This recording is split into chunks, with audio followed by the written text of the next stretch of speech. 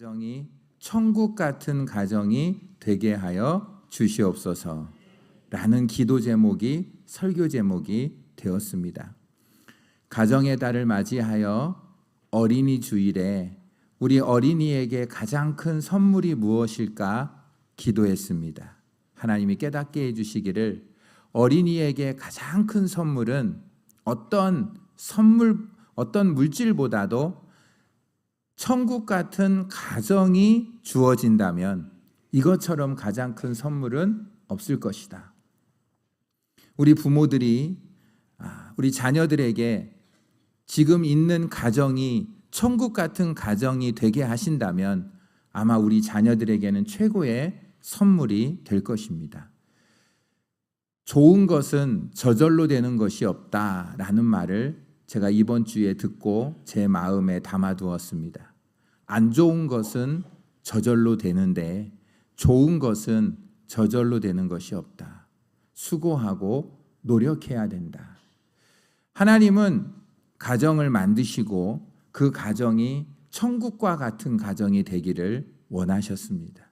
그런데 현대인의 가정은 이해보다는 오해가, 사랑보다는 미움이, 용서보다는 다툼이 만연하여 안타깝게 현대인의 가정 중에 많은 가정이 지옥 같은 가정을 경험하고 있습니다. 하나님이 원래 디자인하신 가정, 하나님이 만드신 가정은 천국과 같은 가정인데 우리가 지금 현실로 겪고 있는 가정은 참 어려운 가정이 많습니다. 제가 하나님께 기도했습니다. 하나님, 어떻게 하면 우리가 살고 있는 이 가정이 천국 같은 가정으로 회복될 수 있을까요? 하나님은 깨달음을 주셨어요. 가정의 중요성을 알아야 한다. 가정의 중요성을 알아야 한다. 그리고 천국과 같은 가정은 어떤 가정인지를 우리가 알고 꿈꿔야 한다.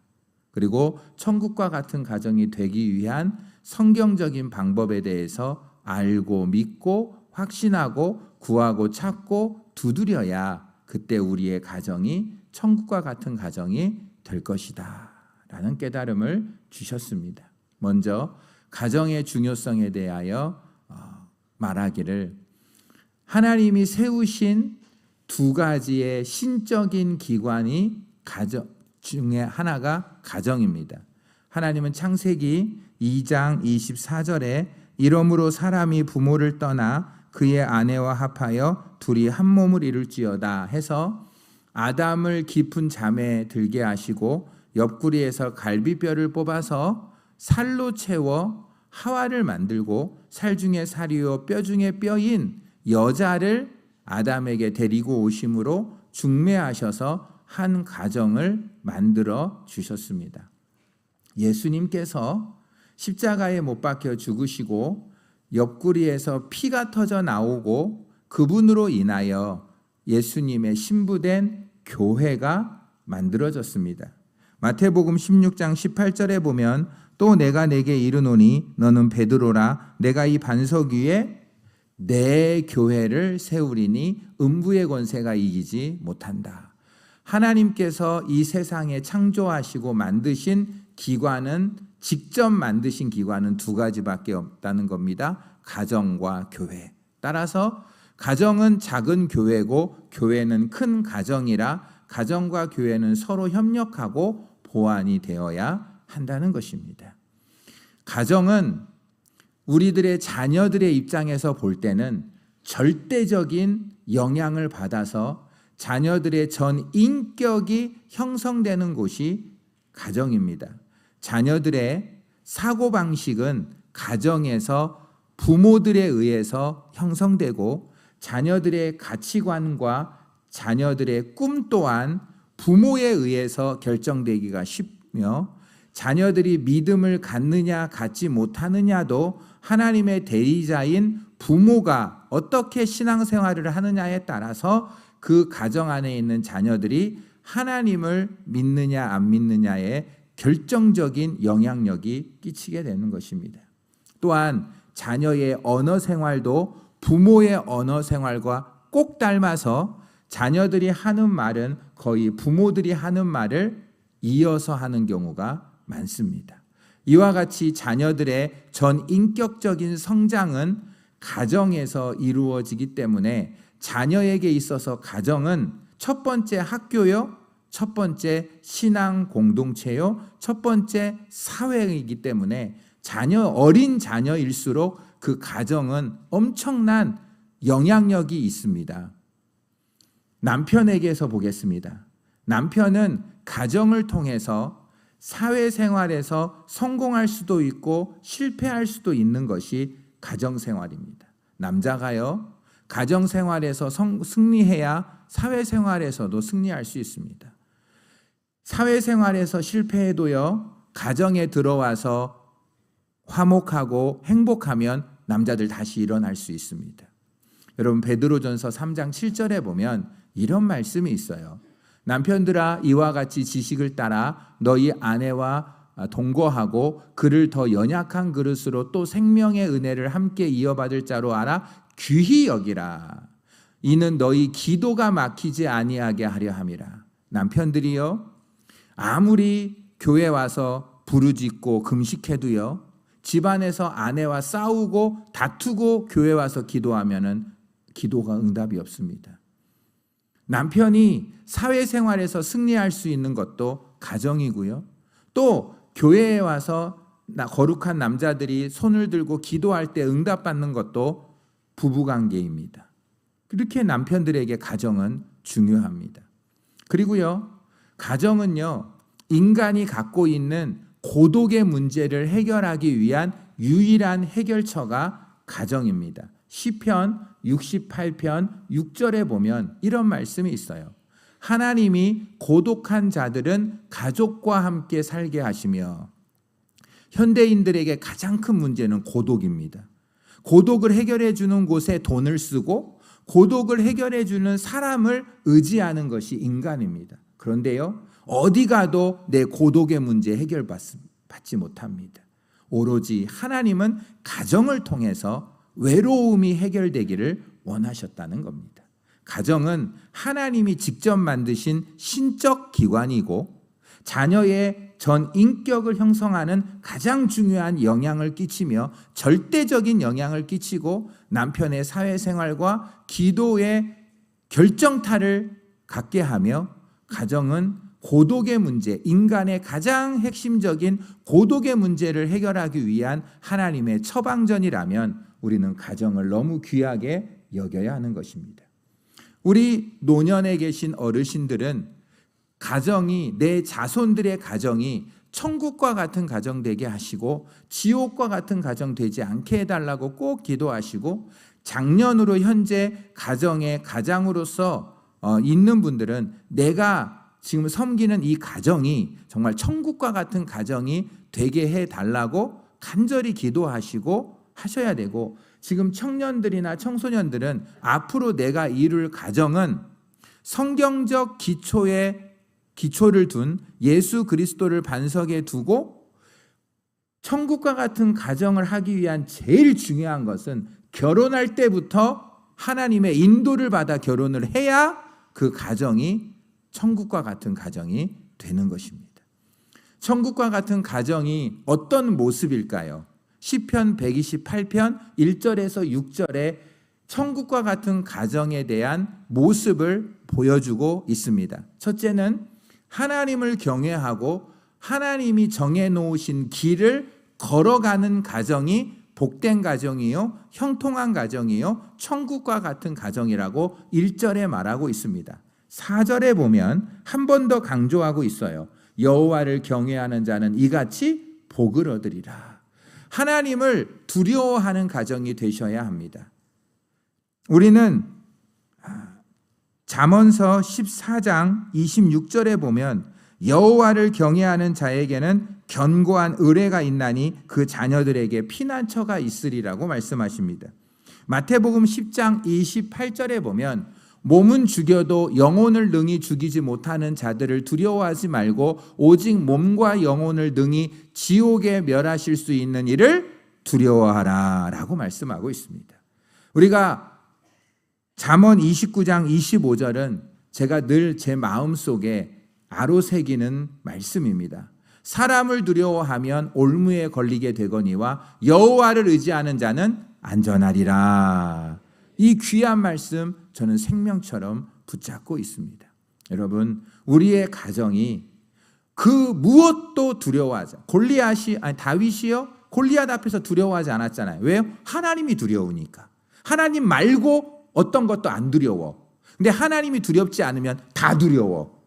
여러분, 하나님이 두려우면 하나님 빼고 모든 것이 안 두려워요. 우리는 하나님을 두려워할 때 죄로부터도 이겨낼 수가 있어요. 마귀도 하나님을 두려워하는 자를 두려워하게 돼 있습니다. 하나님을 경외하는 가정, 천국과 같은 가정입니다. 두 번째는 2절에 기록되어 있는데 내 손으로 수고한 대로 먹을 것이라 내가 복되고 형통하리라. 여러분, 심은 대로 거두게 됩니다. 근데 심은 대로 거두는 것이 복된 거예요. 하나님은요, 우리를 심게 하셨어요. 게으른 자는 먹지도 말아야 돼요. 일하기 싫은 자는 먹지도 말아야 돼요. 하나님은 노동을 축복으로 생각하셨어요. 원죄 이후에 노동이 저주가 돼버렸지만요, 하나님 안에서는 노동과 수고와 땀 흘리는 것은 하나님 안에서 참 귀한 일입니다. 내 손으로 수고한 대로 거둔다. 30배, 60배, 100배로 거두게 하신다. 이거 정말 복된 가정이고 천국과 같은 가정입니다. 그리고 3절에 보면 화목한 가정이 나와 있는데 이런 말씀이 있어요. 내 아내는요, 안방에 있는 내 아내들이요, 안방에 계셔 달라는 거죠. 안방에 있는 내 아내는 결실한 포도나무 같고 내 식탁에 둘러앉은 자식은 어린 감람나무 같다. 여러분, 결실한 포도나무가 의미하는 영적인 의미는요, 포도나무 하면 여러분 풍성함입니다. 그리고요, 포도나무는 기쁨입니다. 포도나무는요, 생명력이 강합니다. 활기를 주는 거죠. 아내 되시는 여자분들은 가정의 활기입니다. 그리고 생명력을 주고요, 그리고 기쁨을 주고요, 그리고요, 풍성함을 주는 게 아내의 역할이 되겠습니다. 자식들은요, 어린 감람나무인데요, 감람나무는 생소해요. 근데 올리브 나무는 익숙하시죠? 이 감람나무는 올리브 나무인데 이 나무에서는 기름이 나와요. 기름은 유익하다라는 것이고요, 이 자식이 어린 감람나무라는 것은 미래에 희망을 주는 것이고 안전과 보호를 상징하는 것입니다. 우리의 가정이, 천국은 어떤 것이죠? 거룩한 성, 예루살렘 성, 그 안에 들어가면 완전한 보호와 안전함이 있는 곳, 그 예루살렘 성, 그런 안전한 곳을 우리에게 허락해 주시는 것입니다. 천국은 정말로 포도나무 같은 아내와 그리고 감람나무 같은 자식들이 함께 둘러서 화목하게 지내는 곳이 천국과 같은 가정이라는 것이죠. 네 번째는요, 오늘 본문 5절에 보면 귀한 말씀이 있어요. 성전 중심의 가정이 천국과 같은 가정이 된다는 것입니다. 여호와께서는 어디서 복을 주십니까? 시온에서 내게 복을 주실지어다. 너는 평생에 예루살렘의 번영을 보며. 시온은요, 예루살렘이라는 도시에 성전이 있는 곳을 시온이라고 해요. 여러분, 예루살렘에 사는 모든 사람들은요, 시온 산 위에 세워진 성전을 보면서 늘 감사해요. 여러분, 전 세계의 모든 하나님을 믿는 백성들이요, 예루살렘 안에 있는 시온 성전에 하나님의 영광의 빛을 받기 위하여 세계 만방에서 예물을 들고 성전으로 몰려듭니다. 그럼 예루살렘에 사는 사람들은요, 그 사방에서 전 세계에서 몰려든 사람들로 인하여 번성하게 되는 것이 예루살렘 시민들의 특권입니다. 하나님은요, 복을 주시는데, 성전에서 복을 주시는데 언제 복을 주시냐면 주일에 복을 주신다고 되어 있어요. 여러분, 주일은요, 어떤 날입니까? 하나님이 거룩하게 하시고 복 주시는 날입니다. 놀면서도 복 받는 날이 거룩한 주일인 것입니다. 거룩한 주일에 복을 받는데 시온에서 복을 부어주시는 하나님의 축복, 하나님이 영광의 빛이, 하나님의 임재가 성전에서 밝히 비치면 그 영광의 빛으로 말미암아 사람의 마음에 마음이 상쾌하여 낫고 악령이 떠나가고 온몸이 치료되는 하나님의 놀라운 의로운 태양 되시는 치료의 광선, 영광의 빛이 천국에 들어가면 태양이 없어요. 하나님의 빛이 환하니까 하나님이 성전에 하나님의 영광의 빛이 비치면 우리의 모든 삶이 변화될 줄 믿습니다. 영광의 빛을 비추는 곳이, 비춤을 받는 곳이 성전이라는 것이죠. 하나님은 이 성전을 통해서 우리에게 생수의 강이 이 성전에서 흘러서 여러분의 가정을 풍성하게 만든다는 거예요. 성전의 복이 충만하면 그 복이 가정으로 흘러가게 된다는 거죠. 부디 시온에서 주일날 하나님의 성전에서 예배드릴 때 천국에서 비칠 영광의 빛을 이 땅에서 비춤 받아 빛과 소금의 역할을 감당하는 저와 여러분이 되어야 될 줄 믿습니다. 여러분 6절에 보면 뭐라고 되어 있습니까? 6절에 보면 천국 같은 가정의 모습에 내 자식의 자식을 볼지어다. 여러분 이 당시에는 단명할 수밖에 없대요. 여러 가지 환경으로. 근데 자식의 자식을 본다는 것은 장수의 복을 주신다는 것입니다. 그리고 자식이 많은데요, 평강을 주는 자식이 있어요.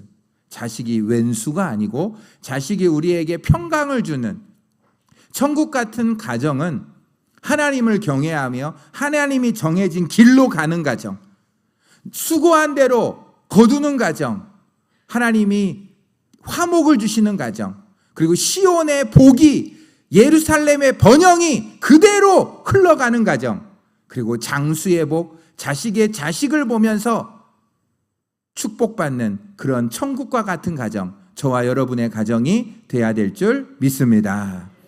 어떻게 하면 이 천국과 같은 가정을 이룰 수 있을까요? 하나님이 우리 가정의 주인이 되게 하라. 하나님의 통치가 우리 가정에 임하게 하라. 여러분, 하나님이 주인이 되셔야 합니다. 시편 100편 3절을 보겠습니다. 시편 100편 3절을 보면 여호와가 우리 하나님이신 줄 너희는 알지어다. 그는 우리를 지으시니요 우리는 그의 것이니 그의 백성이요 그의 기르시는 양이로다. 시편 24편 1절 우리 한번 같이 읽을까요? 시작. 시편 24편 1절 시작. 땅과 거기에 충만한 것과 세계와 그 가운데 사는 자는 다 여호와의 것이니라. 하나님의 것입니다. 하나님이 주인이라는 거예요. 하나님이 지으셨기 때문에, 하나님이 만드셨기 때문에 모든 것은 다 하나님의 것이라는 것입니다. 신명기 10장 14절에도요. 하늘과 모든 하늘의 하늘과 땅과 그 위의 만물은 본래 내 하나님 여호와께 속한 것이로되. 여러분, 우리의 가정은 하나님이 만드셨어요. 여러분, 근데 현대인의 가정에는 그 가정의 주인이 아버지가 되어 있는 가정이 많아요. 여러분, 아버지는 가정의 가장입니다. 지도자예요. 리더입니다. 오너가 아닙니다. 아버지는 그 가정의 지도자로 주인 되신 하나님이 세워준 지도자지 리더지 오너가 아니고 주인이 아닙니다. 그런데 아버지가 그 주인의 자리에 올라가 있다면 우상을 만든 겁니다. 여러분, 하나님이 제일 싫어하는 게 뭡니까? 우상입니다. 하나님의 자리에, 하나님 외에 하나님의 자리에 있는 모든 것이 우상입니다. 그런데 우리의 가정에 아버지가 하나님의 자리에 있다면 그 하나님 기뻐하시지 않습니다. 그런데요, 어떤 집안은 어머니가 주인이 되신 분들이 있어요. 모든 의사결정 아버지도 어머니의 통치를 받고 그렇게 해서 정말 혼란한 가정이 있어요. 그것도 바람직하지 않습니다. 그런데 더 안타까운 건 요즘은 자녀들이 왕이 되어버렸어요. 자녀들이 주인이 되어버렸어요. 그래서 주인의 자리에 자녀가 올라가서, 근데 자녀도 점점점 올라가서 고3이 되면 절대 왕으로 등극을 해버려요. 아버지가 집에 들어와서 하면은 엄마가 조용히 하라고, 지금 공부하는데 지금 고3인데 지금 내일 중요한 시험이 있는데 조용히 하세요. 어머니가 그러면은 아닙니다. 아무리 자녀가 귀해도 자녀는 그 가정의 주인이 아닙니다. 우리는 이렇게 해야 돼요. 우리는 부모들은요, 자녀들을 향하여 우리 가정의 주인 대신 하나님의 말씀으로 너를 교훈하노라, 이렇게 돼야 되는 거예요. 아유, 자녀님이시여, 이렇게 돼가지고 자녀를 왕의 자리에 등극시켜서 모든 것들이 자녀 중심으로 가면 그거 하나님이 우상의 자리에, 하나님의 자리에 자녀가 있으면 정말 그 가정은 엄청나게 하나님이 기뻐하시지 않습니다. 하나님만이 우리 가정의 주인의 자리에 앉으사 통치하셔야 될 줄 믿습니다. 로마서 14장 17절에 보면 하나님의 나라는 먹고 마시는 것에 있는 것이 아니라 성령 안에서 의와 평강과 희락입니다. 여러분, 하나님이 주인 되시는 곳은 어떤 곳이라고요? 의를 사모하고 평강과 희락이 있는 곳이 천국입니다. 우리 진영교회는 천국과 같은 교회입니다. 왜 그런지 아세요? 우리 교회는 평강이가 있고 희락이가 있기 때문입니다. 우리 교회는 그렇게 천국 같은 교회예요. 하나님의 나라가 임한 교회. 실제로 아버지가 이름을 잘 졌어요. 평강이 있고 희락이 있기 때문에 우리 진영교회는 하나님의 나라가 임한 교회입니다. 아멘 좀 하세요. 그러면은 우리의 가정도, 우리의 마음에도 의를 사모하고 평강과 희락이 넘치게 될 줄 믿습니다. 여러분, 삼각형의 원리를 늘 기억하세요. 삼각형의 이 꼭지점에 뭐가 있어요? 하나님이 계셔야 돼요. 이쪽은요, 남편이 있고 이쪽은요, 아내가 있어요.